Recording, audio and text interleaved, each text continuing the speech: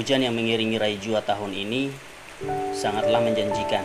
Curah hujan yang tinggi seolah akan menjamin ketersediaan air dan kesuksesan pertanian. Tak seperti tahun-tahun sebelumnya yang rendah akan curah hujan. Antara terik mentari dan hujan yang memadai adalah kombinasi yang menghijaukan padang dan ladang, seperti yang kita lihat pada video ini.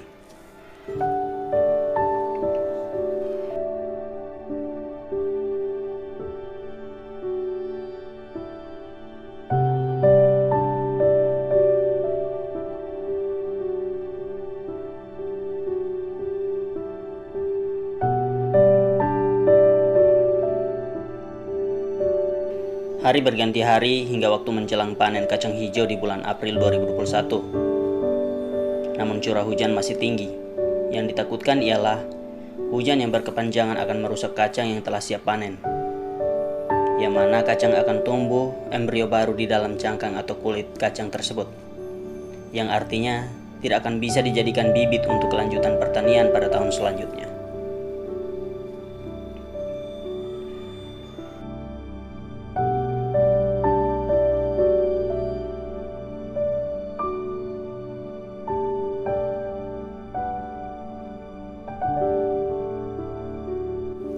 Halo teman-teman, hari ini merupakan tanggal 10 April 2021, yang mana hari ini kita akan melakukan panen kacang hijau di Wagawuru di ladang saya, berlokasi di Desa Balu, Kecamatan Raijua. Dan dalam proses panen kali ini kita rada ragu sedikit untuk melakukan panen karena terkait dengan cuaca dan kondisi yang melanda Raijua, yaitu badai El Nina yang tanggal 5 April itu yang bisa saja merusak tanaman-tanaman kacang yang ada di Raijua. Dan pula hujan yang turun itu cukup lebat dalam beberapa hari terakhir, karena kacang kita sudah bisa dipanen seharusnya.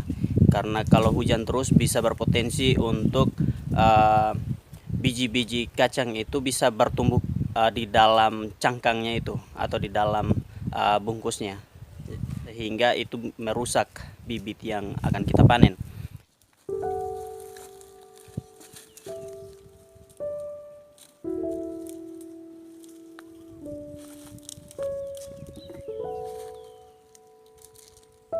Belum usai dengan cerita hujan yang berkepanjangan, 5 April 2021, Raijua dilanda oleh siklon Seroja yang meluluh lantakkan berbagai hal di sejumlah lini, termasuk pertanian di Raijua. Tragedi yang sama seperti hari-hari sebelumnya yang telah melanda beberapa daerah di Nusa Tenggara Timur. Sehingga harapan besar masyarakat Raijua yang akan panen raya seketika luntur begitu saja. Betapa tenaga waktu dan biaya dipertaruhkan dengan sia-sia. Harapan seketika pupus, beriring dengan semangat menyusul terpatahkan oleh realita bencana yang menimpa. Akan tetapi beberapa orang masih tegar dan melanjutkan perjuangan. Harapannya mungkin masih ada yang tersisa yang bisa sekedar dijadikan bibit untuk tahun selanjutnya. Karenanya memilah bibit dari sekian hasil yang rusak adalah tantangan tersendiri untuk tahun ini. Kita manusia hanya bisa berdoa dan bekerja, tetapi tentang alam dan takdirnya hanyalah semata Tuhan yang Maha mengetahui. Walau demikian, kita semestinya bersyukur atas apapun yang kita terima.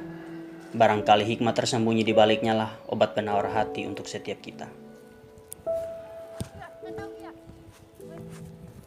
Ya, untuk kacang merah masih bagus. Ini masih bisa dijadikan bibit.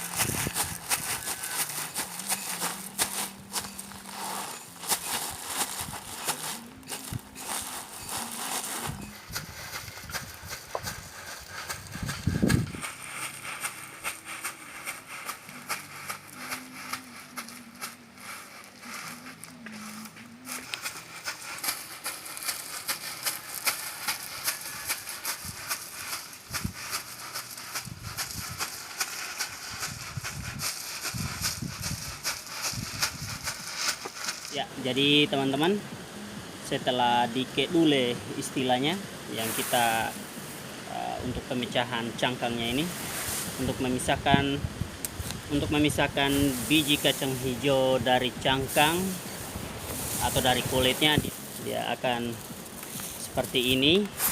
Lalu biji-bijinya itu biasanya akan berada di bagian bawah karena dia berat. Nah, dia akan seperti ini teman-teman. Setelah ini nanti kita akan pisahkan. Jadi ini diistilahkan herego. Jadi caranya seperti ini, herego seperti ini supaya dia terpisah kulit sama bijinya. Kita pisahkan dia seperti ini. Nah, setelah dipisahkan ini, kemudian yang ini nanti kan masih ada beberapa yang belum terkupas. Nah, kita akan pakai pemukul, kayu pemukul seperti ini. Jadi dia akan dipukul seperti ini supaya dia terpisah dari kulit. Ini kita lanjut dulu.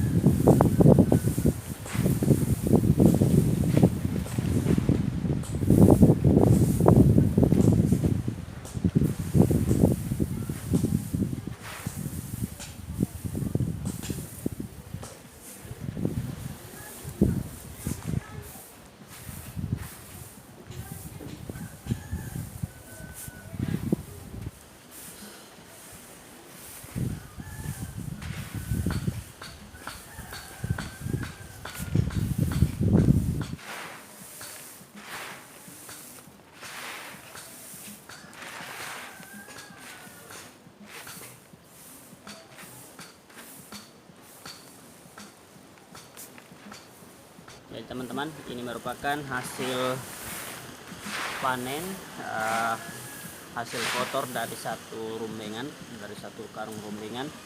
Seperti ini hasilnya, banyaknya. Jadi ada 4 kalau tidak salah, ada 4 rumbengan yang kacang hijau yang kita punya.